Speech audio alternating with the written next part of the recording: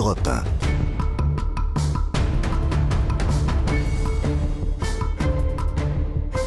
Punchline, Laurence Ferrari sur Europe 1.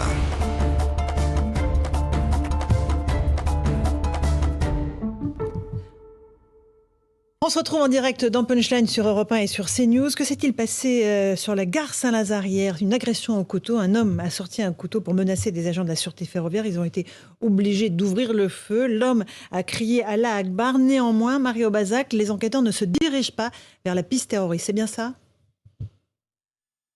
Oui, Laurence, hier vers minuit, gare Saint-Lazare, un homme a sorti un couteau de son sac, puis il a couru vers des agents de la sûreté ferroviaire en les menaçant et en criant Allah Akbar. 2 agents de la sûreté ferroviaire ont ouvert le feu. Cet homme a été grièvement blessé. Son pronostic vital est engagé. Il est né à Paris, âgé de 47 ans. Il est connu de la police pour des faits de menaces et de violence, mais il est inconnu des services de renseignement. Une enquête a été ouverte par le parquet de Paris pour tentative d'homicide volontaire sur personne chargée d'une mission de service public, apologie du terrorisme et violence avec arme. Merci beaucoup Mario Bazac. Grégory Geron, vous êtes policier, secrétaire général unité SGP.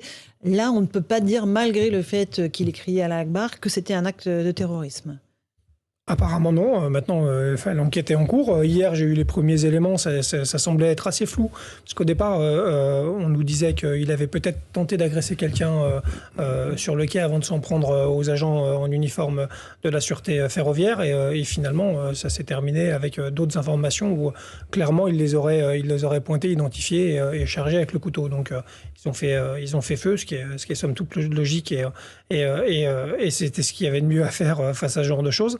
Maintenant, j'ai envie de dire, l'enquête va déterminer surtout les motivations de cette personne-là, sa personnalité forcément. S'il n'était pas dans les radars du renseignement, mais je pense qu'il y aura peut-être des investigations forcément un peu plus poussées pour ensuite définir vraiment s'il y avait une raison de terreau ou pas. Absolument. Alexandre Devecchio, du Tout à Figaro. l'heure, à propos du procès Abdeslam, je parlais de ce que Gilles Kepel appelle le djihadisme d'atmosphère. Je veux bien que ce ne soit pas quelqu'un qui agit au nom d'un commando ou au nom d'une organisation terroriste très structurée. Peut-être même que c'est quelqu'un qui est déséquilibré dans sa vie. Il n'empêche qu'il est sans doute imprégné d'un climat islamiste. Il crie Allahu Akbar, il choisit un mode opératoire qui rappelle celui des terroristes djihadistes. C'est pas la première fois l'attaque au couteau. Donc je pense que pour les citoyens, on pourra toujours dire c'est pas terroriste, etc. C'est même pire quelque part. C'est peut-être le plus grave problème qu'on a devant nous, puisqu'on ne sera pas forcément visé par des organisations type Al-Qaïda ou Daesh. On est visé par des gens qui sont dans notre pays et qui sont imprégnés d'une idéologie mortifère. Donc le terrorisme, ça se règle par des moyens de renseignement et de sécurité. Par contre, la contre-société islamiste, c'est peut-être à cela qu'il va falloir s'attaquer. Donc dire c'est pas un terroriste, très bien, mais attaquons-nous au cœur du mal qui est l'islamisme qui gangrène les quartiers. Jean Garrigue, oui, historien. Je suis vraiment là complètement d'accord avec ce qui vient d'être dit. On voit bien qu'on est au cœur de ça, de cette problématique, même s'il s'agit sans doute de quelqu'un, d'une personnalité sans doute plus ou moins déséquilibrée, mais précisément une personnalité déséquilibrée sur un terreau où on sait que, je ne sais pas, 35-40% des jeunes de la communauté musulmane de France mettent la charia au-dessus, ou le Coran au-dessus des lois de la République, où l'islamisme gagne quand même de jour en jour, où certains imams continuent à prôner une vision de l'islam intégriste, tout ça est quand même assez inquiétant parce qu'on se dit que on n'a pas endigué en tout cas cette contamination intellectuelle, cette contamination culturelle ou cette contamination psychologique. Et donc, il suffit que tel ou tel qui soit dans une situation psychologique un peu fragile, dans une situation sociale un peu fragile, s'empare de cette thématique pour se faire connaître, pour attaquer ceux qui représentent à ses yeux l'antéchrist, le diable ou les mécréants.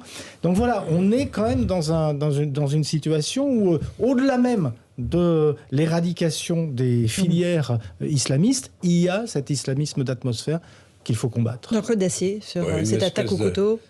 De terrorisme d'imitation, ou sur un esprit fragile, peut-être plus gravement atteint d'ailleurs que cela, avec peut-être une prise d'alcool ou de drogue, ou les deux, avec un couteau qui traîne par là, vous avez un danger mortel sur un quai de gare ou sur un trottoir. C'est pas rassurant. C'est même pire. D'où aussi les problèmes liés avec les critiques qui sont faites ici ou là à l'immigration non contrôlée. Tout ça fait peur aux Français, c'est une évidence, et avec raison. Alors, on verra ce que dira l'enquête, mais je note que, si j'ai bien entendu, ce monsieur n'était pas sur les listes des spécialistes de la DGSI des renseignements. Voilà, oui. Il était connu pour des faits de violence, mais pas pour... Combien sont-ils qui sont, je dirais pas prêts à... mais avec un verre de trop, une contrariété dans la vie de trop, contrariété sociale ou autre. Grégory Joron, qu'est-ce qui explique le passage à l'acte? Alors là, il n'y a pas eu de passage à l'acte parce qu'il a juste brandi le couteau. Ah oui, enfin... il a brandi le couteau, il a menacé en criant à la Wakbar. C'est vrai qu'aujourd'hui, alors peut-être qu'il savait qu'en disant ça, il savait pertinemment à quoi il s'attendait, à savoir une réaction des policiers et l'usage de l'arme, parce qu'évidemment, je veux dire, quoi faire face à ça? Je rappelle juste qu'il n'y a pas si longtemps que ça, devant, on était pour le coup pas sur du terreau, mais quand même sur une menace, avec des couteaux, devant un office d'immigrés, avec quelqu'un qui avait un logement qui lui avait été refusé, avec 2 couteaux de 30 cm. Et je rappelle simplement qu'il a été puni de 3 mois de prison avec sursis. Les menaces de mort n'ont pas été retenues. Voilà, parce que les menaces de mort n'ont pas été retenues. Donc je m'inquiète aussi de la suite, parce que finalement, je ne sais pas ce que va prôner ce monsieur pour sa défense, mais ça se peut, c'est le passage de folie passager, et il ne se passera pas grand-chose. Et dans ce cas-là, là, on parle d'agents de la sûreté ferroviaire, mais souvent ce sont des policiers qui font face à ces individus. Ce sont eux qui sont les cibles, évidemment, numéro 1 de tous ceux qui tentent de passer à l'acte. Mais bien évidemment, enfin, je veux dire, on se rappelle il y a quelques mois le drame de Rambouillet. Je veux dire, c'est aujourd'hui de toute façon, c'est pas moi qui le dis, c'est les services de renseignement. Pour le coup, la menace la plus prégnante, c'est le djihadisme low cost, un couteau, un endoctrinement sur Internet, ça va très vite, ça passe en dehors de tout radar.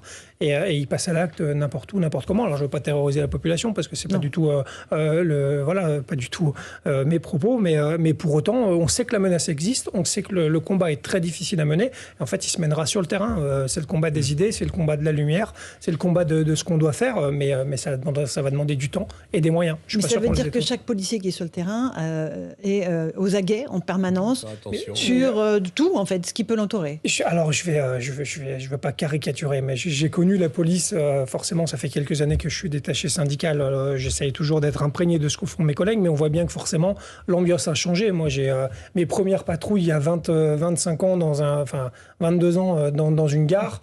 Je pense qu'on était très loin d'avoir la pression qu'ont mes collègues aujourd'hui quand ils patrouillent. C'est-à-dire qu'on les voit, ils sont plutôt quand même toujours sur le qui-vive, plutôt en triangle, plutôt à regarder. Alors que nous, on se baladait. Je ne vais pas dire les mains dans les poches, mais c'était pas loin. Le plus dur, c'était de trouver la machine à café de la gare. Et je veux dire, on nous demandait pas. Non, mais c'est une réalité. Je veux dire, je dis pas qu'on faisait rien. Mais je veux dire, clairement, l'ambiance a changé. Clairement, on a changé de monde. Et clairement, aujourd'hui, en effet, quand vous soyez policier, agent de sûreté, policier municipal ou en tout cas porteur d'un uniforme, vous êtes une cible potentielle pour ces gens-là, malheureusement. Jean-Claude, et après on va écouter Gérald Darmanin. Moi, qu'il faut se dire le vrai, c'est que la société française, on vit une période compliquée, difficile, en partie à cause de ça, mais pas seulement. La société française fabrique du mécontentement. La politique française fabrique du mécontentement, notamment dans ces milieux-là. Donc c'est vrai qu'il faut être vigilant, et pas seulement quand on est policier, évidemment vous en priorité sans doute. Néanmoins, je crois qu'on est entré dans une période où chacun fait d'ailleurs attention. Chacun maintenant fait attention. Vous pouvez prendre un mauvais coup pour une place de parking, un téléphone portable, une montre, un mauvais regard, une montre, que sais-je encore. C'est évidemment très ennuyeux dans la vie quotidienne. On a parlé l'autre jour de ce qui est arrivé à Madame Dubos, députée de La République En Marche, et de son compagnon. Choses qui peuvent arriver à n'importe qui. Personne ne savait qu'elle était députée. Donc on est entré dans une période qui, encore une fois, à la fois fabrique du mécontentement et suscite de l'inquiétude et de l'angoisse. Alors, on voit les policiers, évidemment, en intervention. Il y a quelques jours, à Savigny-le-Temple, des inscriptions, des tags anti-policiers, violemment anti-policiers, ont été découverts sur le hall d'un immeuble, avec des appels au meurtre, au viol, avec des sommes qui correspondent à chaque acte redemandé. J'aimerais juste qu'on écoute Gérald Darmanin, le ministre de l'Intérieur, qui a pris la défense des forces de l'ordre. Il était interpellé à l'Assemblée cet après-midi. Permettez-moi de vous dire que s'il y a ce genre de réaction inacceptable, c'est parce que la police, plus que jamais, fait son travail dans tous les quartiers. Et je ne peux pas vous laisser vous dire qu'il y a des quartiers interdits pour la République. Bien au contraire. Dans votre département, c'est 255 gardes à vue depuis le 1er janvier et 250 kilos de résine de cannabis qui ont été saisis, plus de 25% par rapport à l'année dernière. Et oui, il y a des réactions. Il y a des réactions, monsieur le député. Il y a des réactions de ceux qu'on empêche de travailler, de faire 30 000, 40 000, 50 000 euros d'argent liquide. Et il y a des réactions parce que les policiers, tous les jours, y vont pour justement empêcher ces trafics. Mais monsieur le député, vous avez été président du conseil départemental. C'est aussi un bailleur social qui appartient au département, qui appartient à cet immeuble. Pas de caméras de vidéoprotection, pas de rénovation urbaine. Un immeuble qui n'a pas connu de réparation depuis plus de 5 ans. Et monsieur le député, l'État fera son travail quand les élus locaux le feront aussi. Grégory Joron, vous êtes policier. Alors, on va laisser de côté la partie politique de la réponse qui ne vous concerne pas. En revanche, voilà, quand il dit c'est parce qu'on agit, c'est parce qu'on va déranger les délinquants qu'il y a des réponses, notamment des agressions contre les forces de l'ordre.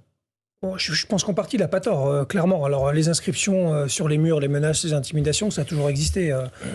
Voilà, ça a été le lot déjà il y a des dizaines d'années, des premiers groupes qu'on appelait les brigades de sûreté de nuit, voilà, les BAC et les premières BAC. Bon, voilà, on a vu les noms déjà de mes collègues affichés sur les murs.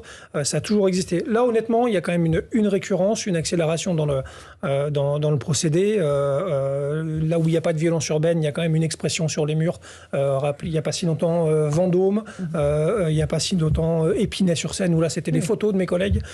Donc là aujourd'hui ce sont des menaces de tableaux de primes. Donc clairement il y a quand même, je pense, une réaction par rapport à la pression qui est mise contre les stupéfiants. C'est une réalité. Après moi j'ai envie de dire, parce qu'on demande toujours de la fermeté forcément pour les auteurs, etc. Déjà l'enquête, ça va être extrêmement compliqué. On part de tellement loin, je veux dire, on va pas faire de la graphologie avec tous les gars qui sont rentrés dans l'immeuble entre telle heure et telle heure. On ne retrouvera jamais les gens qui ont écrit ça. Ça sera très compliqué, sauf un témoignage direct ou alors s'ils se filmaient en même temps sur les réseaux quand ils taguent, mais autrement ça va être très compliqué de les retrouver. Moi j'ai envie surtout qu'on mette les moyens pour protéger des agents, déjà au moins les protéger du fait de pouvoir trouver leur nom sur les murs. Ça s'appelle l'anonymisation. Faut savoir qu'aujourd'hui, nous pour le coup dans la police on n'a pas changé de monde. C'est-à-dire qu'on n'a pas compris qu'être policier c'était forcément donc être une cible. On l'a dit il y a quelques minutes. Et de fait, à un moment donné, il va falloir qu'on ait une prise de conscience là-dessus. Je ne sais pas combien de drames on va attendre pour pouvoir l'avoir vraiment. Je vous donne 2 exemples très précis.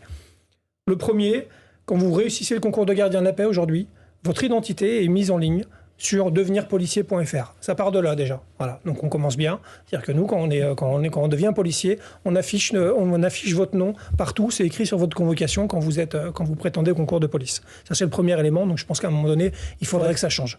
Le deuxième, techniquement, il y a des articles aujourd'hui qui permettent l'anonymisation par rapport à certains faits. Sur les procédures. Sur les procédures, c'est l'article 15-4 du Code de procédure pénale pour des faits qui sont punis de plus de 3 ans de prison par rapport à la nature de l'individu mis en cause, ou etc., qui permettent de s'anonymiser, donc quand même de taper la procédure en pouvant être identifié au moyen d'un numéro d'identification.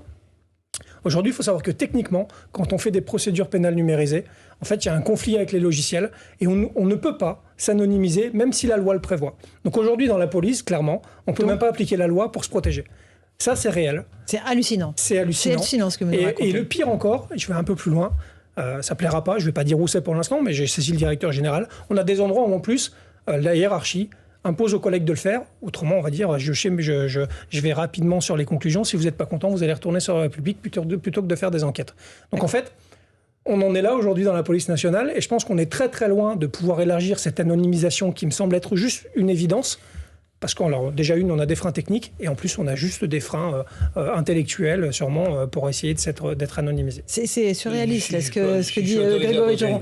Non mais vous ne trouvez pas que le fait que les policiers ne puissent pas anonymiser leurs procédures alors que la loi leur permet et que le matériel n'est pas au niveau, ça paraît surréaliste. Ça paraît extravagant. Mais dites-moi, le Beauvau a été utile à quelque chose ?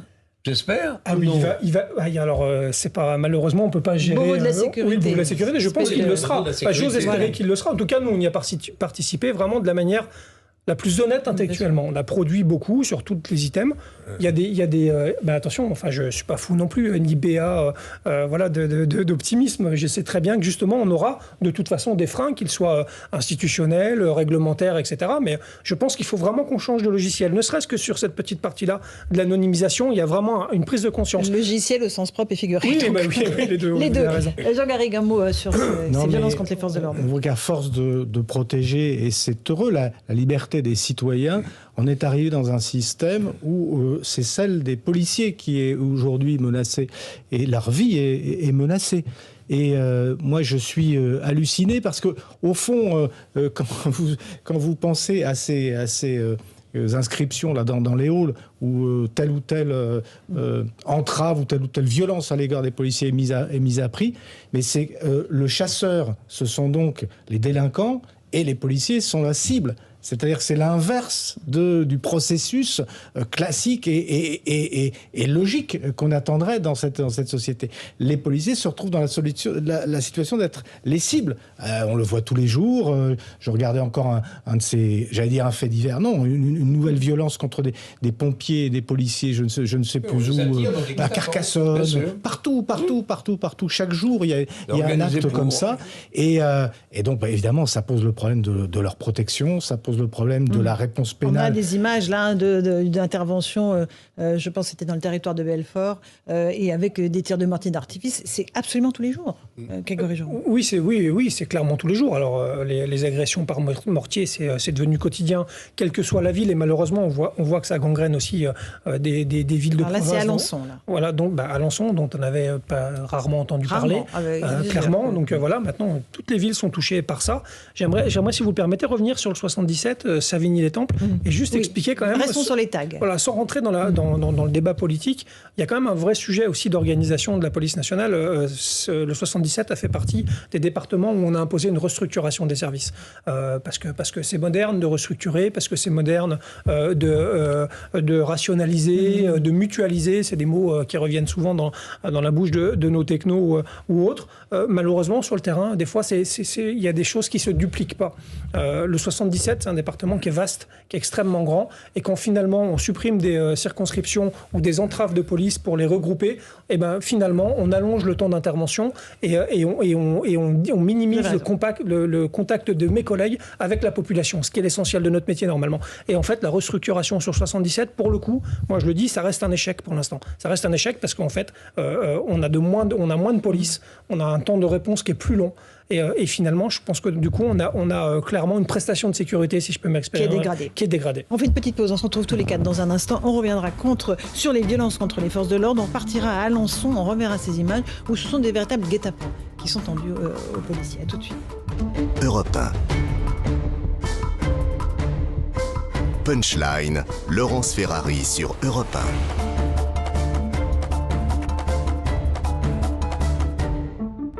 On se retrouve dans Punchline sur Europe 1 et sur CNews avec Jean-Claude Dacier, le policier Grégory Joron, du secrétaire général unité SGP, Jean Garrigue et Alexandre Devecchio. On évoquait, Alexandre Devecchio du Figaro, les violences contre les forces de l'ordre, les tags anti-policiers découverts en Seine-et-Marne. Il y a aussi ces agressions au mortier d'artifice, Alençon, Offemont, dans des villes moyennes, pas des grandes cités très compliquées, des grandes agglomérations. On parle de petites villes moyennes qui sont devenues des véritables traquenards pour les forces de l'ordre. Oui, il y a plusieurs raisons à cela. C'est-à-dire que le contexte qui a permis à ce que de grandes cités deviennent des zones de non-droit et de non-France, on le retrouve dans d'autres petites cités. On a dispersé notamment une immigration pas intégrée avec les mêmes conséquences un peu partout sur le territoire. Ensuite, il y a une idéologie anti-État, anti-police qui a été banalisée pendant de longues années, qui est dans la rhétorique de la gauche radicale. L'État est raciste, la police est raciste de manière structurelle. Aujourd'hui, le gouvernement n'est plus du tout dans cette logique-là, mais à un moment donné, on ne savait pas très bien avec Christophe Castaner, donc on a perdu du temps et on a banalisé tout cela. Et ensuite, pour revenir sur l'intervention de Gérald Darmanin, il a raison en partie, mais moi, il y a un point qui me pose problème quand même, c'est quand il dit les policiers peuvent aller partout. Alors, je parle sous votre contrôle. Sans doute peuvent-ils aller partout dans l'absolu, mais je suis pas sûr que ce soit si facile tout le temps, et ça nécessite des opérations au coup de poing. Donc là, il y a encore un déni. On peut pas y rester longtemps. Et il y a encore, voilà, c'est ça, il y a encore un déni de certaines réalités, et à partir du moment où on fait pas le bon diagnostic, on va pas s'en sortir. S'il y a effectivement des zones de non-droit et de non-franc sur le territoire, ce que je crois, il faut les reconquérir et se donner les moyens de le faire. Alors, on rentre partout, mais on reste pas longtemps, vous dites? Oui, on rentre partout, mais des fois, on peut ne pas rester longtemps, en effet. Mais c'est, enfin, je le dis avec un trait d'humour, mais je pense qu'on peut rentrer partout, c'est une réalité. Par contre, réoccuper le terrain de manière sereine, en tenue légère et tranquillement, quelle que soit l'heure du jour ou de la nuit, je pense qu'on en est encore très très loin. En tout cas, pour reconquérir le terrain, voilà. il faudra énormément de moyens. Il y a des policiers surarmés, suréquipés, là, quand ils interviennent dans les cités, la Duchère ou à Lyon. Oui, clairement, oui. Carrément des unités de combat, quasiment. Je vous donne, enfin, c'est pas un secret, mais par exemple, moi, j'avais un officier à l'époque qui travaillait au bureau de la prospective tactique à la direction centrale des CRS, lui qui estimait que, donc c'était il y a quelques années, qu'à l'échelle de 10 ou 15 ans, il faudrait peut-être qu'on investisse dans des blindés pour aller dans les quartiers.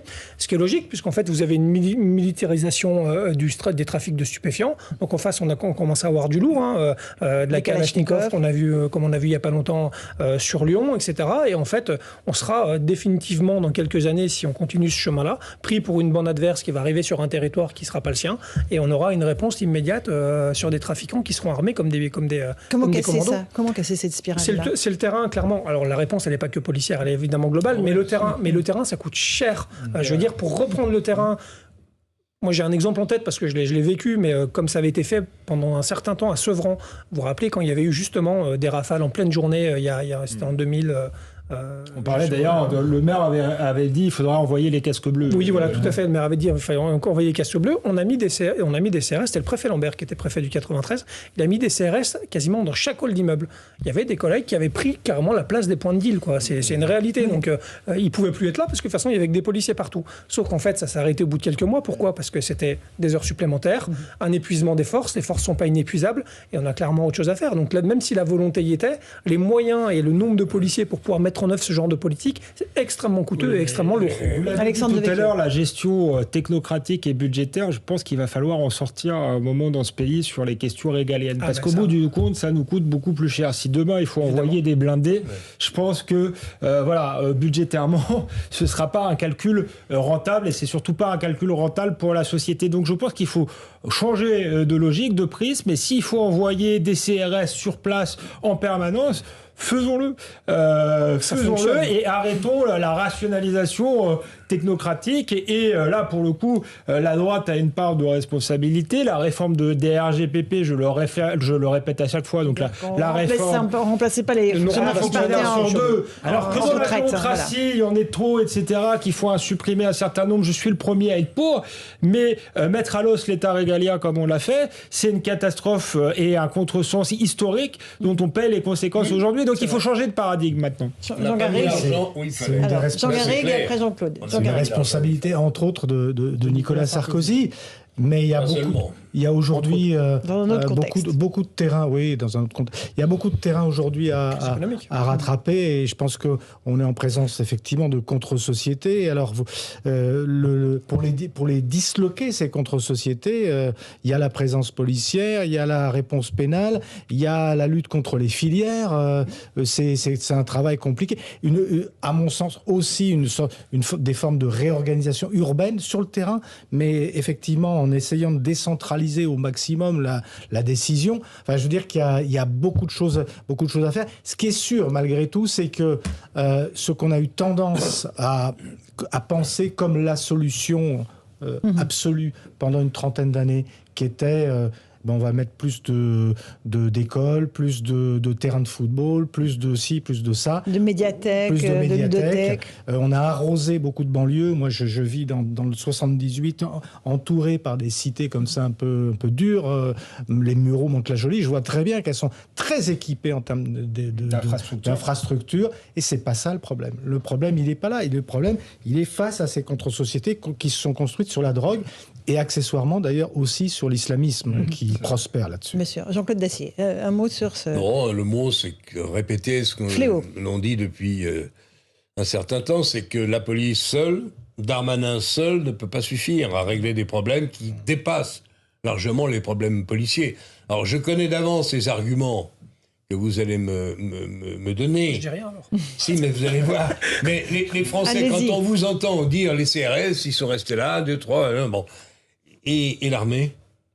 Ah ben l'armée, c'est pas le même sujet. Oui, enfin, Mais c'est- Alors, allez-y, Grégory Jean. C'est ce que Vous avez pense, raison. je suis d'accord avec vous. Mais c'est ce que pensent tous les Français. Alors, je pose la question pour que les Français Quel aient leur intérêt de réponse. mettre l'armée dans les banlieues? C'est vrai. Grégory je Jean, pense vous que êtes je pense que policier. c'est pas le bon chemin, clairement. Enfin voilà, si on commence à faire du rétablissement de l'ordre ou du quadrillage dans nos quartiers et sur notre territoire avec l'armée. Mais c'est pas leur métier. Déjà, c'est pas leur métier, puis on aura vraiment franchi un cap qui protège. Voilà, l'opération Sentinelle, c'est très bien.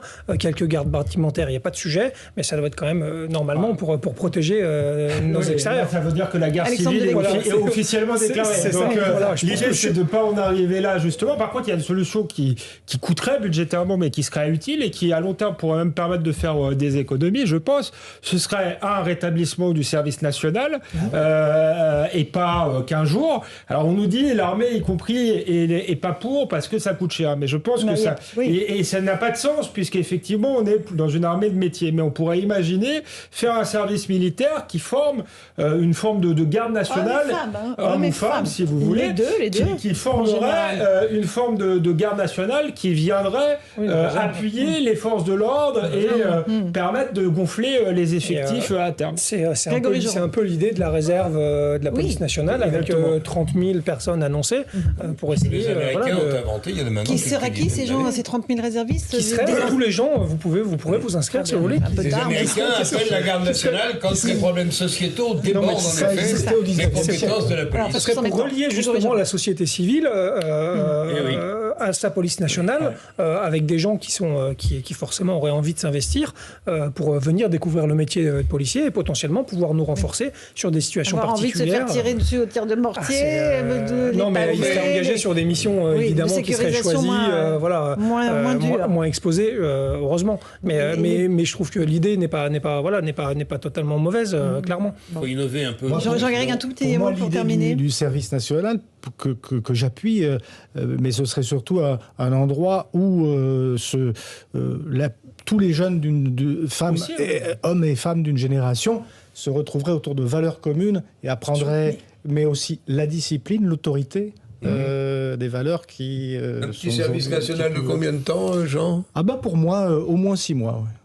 Mais alors, avec quels moyens? Sinon, ça n'a pas d'intérêt. Il n'y a plus de caserne de l'armée, il n'y a plus rien. Là encore, il faut se donner les moyens. C'est un doux rêve. Il y a encore des casernes, il y en a encore des Bah, casernes. ce qui a été fait peut être refait, on n'est pas obligé de toujours défaire. Allez-y, alors bon courage pour refaire le pour un service peu plus national. gros qui serait la garde nationale et qui à terme fera des économies, puis ça permettrait de renforcer les effectifs de sécurité avec un coût modique. À un moment, il faut avoir de l'ambition, sinon il ne faut pas faire de politique. Si on a juste des gestionnaires qui ont des tableaux Excel à la place du cerveau et du cœur, c'est pas la peine. Bon, Grégory Joron, effectivement, il faut peut-être inventer d'autres solutions aussi que revenir à l'antique service national. Oui, mais je pense en tout cas, il faut redonner. Je pense que c'est important, c'est le socle commun de valeurs.